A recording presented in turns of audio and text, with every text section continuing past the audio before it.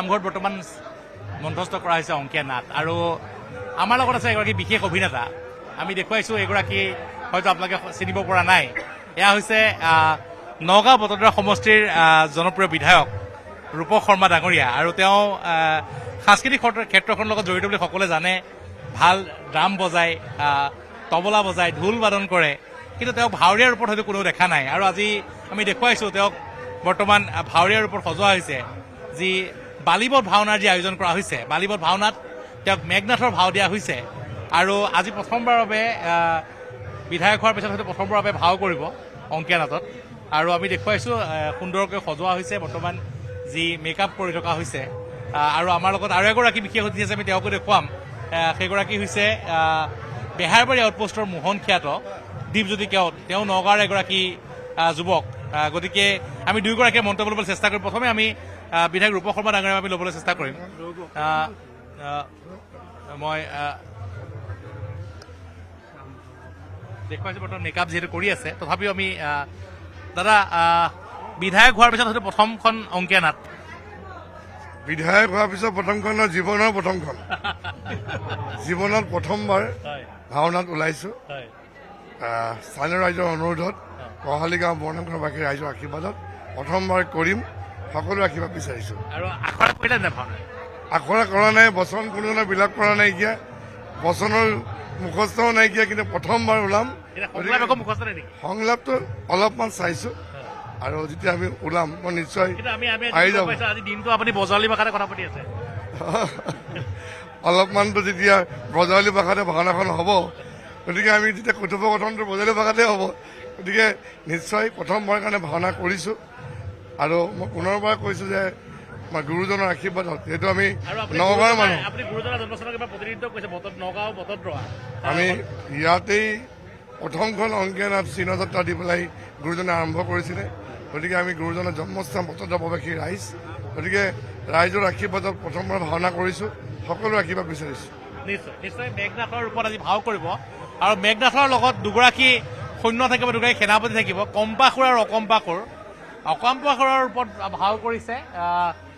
Dipjyoti Keot Beharbari outpost ক্ষেত্ৰত দীপজ্যোতি কেওট আজি মোহন খ্যাত মই প্ৰথমেই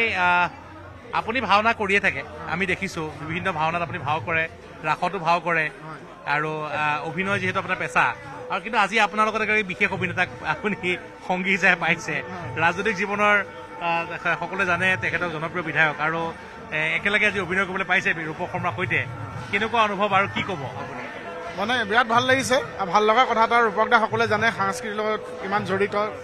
আৰু জুবিন দাৰ লগতো দুটা গান বজাইছিল আমি সকলোৱে একেলগে থাকোৱেই আৰু সাংস্কৃতিক ক্ষেত্ৰখনৰ আমাৰ ৰূপক দাই বহুত আচলতে উৎসাহ দিয়ে আজি তেখেতৰ কৈ আছে যে আজি প্ৰথম মোক মানে ক'লে তই আহ ধুনীয়াকৈ ৰিহাৰ্চেল কৰি আমি গ'লোঁ জেগালৈ আহি পেলাই ৰিহাৰ্চেল কৰি পেলাই তাৰপিছত মই বোলো ৰূপক দাই অকণমান কৰি পেলাই চাগে আমনি লাগিব বেলেগ কামো থাকিব ন তাৰপিছত ৰিহাৰ্চেল নকৰিব নেকি তাৰপিছত বোলো তাৰপিছত নহয় দুগুণ উৎসাহ দুগুণ আমাতকৈ বেছি চিৰিয়াছ কতে যাওঁ কতে আৱলি এনেকৈহে মাতি আছে মোক তাৰপিছত মোৰ খেলি মেলি লাগি যায় কিন্তু ভাল ভাও কৰিব আৰু বচনটো বিৰাট ধুনীয়া মাতিছে আৰু সকলো ভক্তবান ৰাইজৰ আশীৰ্বাদ বিচাৰিছোঁ আৰু সকলো যদি আছে ওচৰে পাজৰে আহক ভাওনাখন চাবৰ কাৰণে আৰু মোৰ ভাল লাগিছে দাদাৰ লগত ৰূপক দাৰ লগত একেলগে ভাও তেতিয়া ওলাম অনিল দা আছে আৰু অনিল দা মই আৰু ৰূপক দা ওলাম গতিকে সকলোৰে আশীৰ্বাদ বিচাৰিছোঁ নিশ্চয় নিশ্চয় সামগ্ৰী সমষ্টিৰ এইবাৰ প্ৰাৰ্থী অনিল শইকীয়া তেখেতো এইখন নাটত ভাও কৰিব আমি দেখুৱাইছোঁ বৰ্তমান এয়া যি অনিল শইকীয়া আছে আৰু অনিল শইকীয়াই প্ৰতি বছৰেই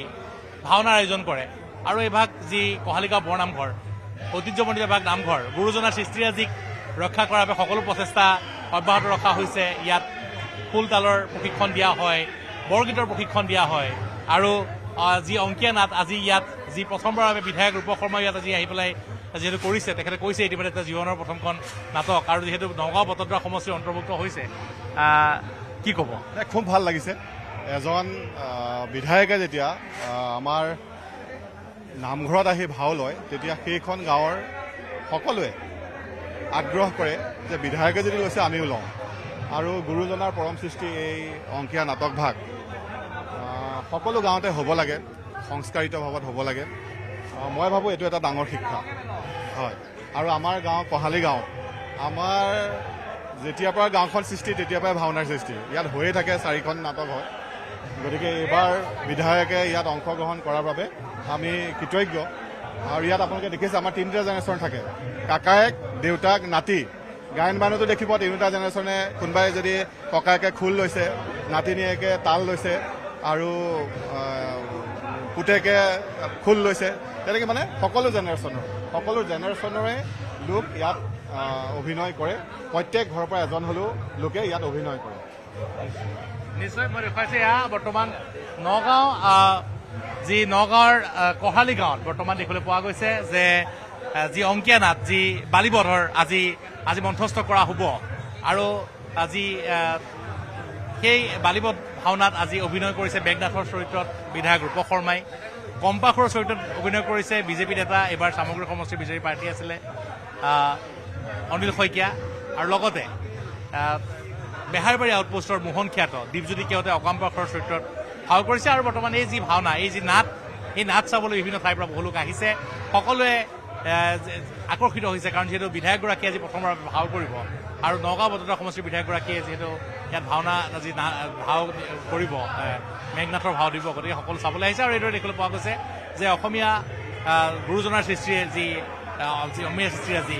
অংকীয়া নাটক জীয়াই ৰাখিবলৈ কহালী গাঁৱৰ ৰাইজে প্ৰয়াস কৰিছে কহালী গাঁৱৰ বৰনামঘৰত আজি দেখিবলৈ পোৱা গৈছে যে সেই নাট মঞ্চস্থ কৰা হ'ব এই নাটৰ যি বালিবধ নাট মঞ্চস্থ কৰা হ'ব তাত দেখিবলৈ পোৱা গৈছে যে তাক লৈ ৰাইজৰ ব্যাপক উৎসাহ আপুনি বিচৰা বাতৰি পাব কেৱল নিউজ 18 এপত নিউজ 18 এপ ডাউনলোড কৰিবলৈ স্কেন কৰক এই QR কোড গুগল প্লে ষ্টৰতো পাব এই নিউজ 18 এপ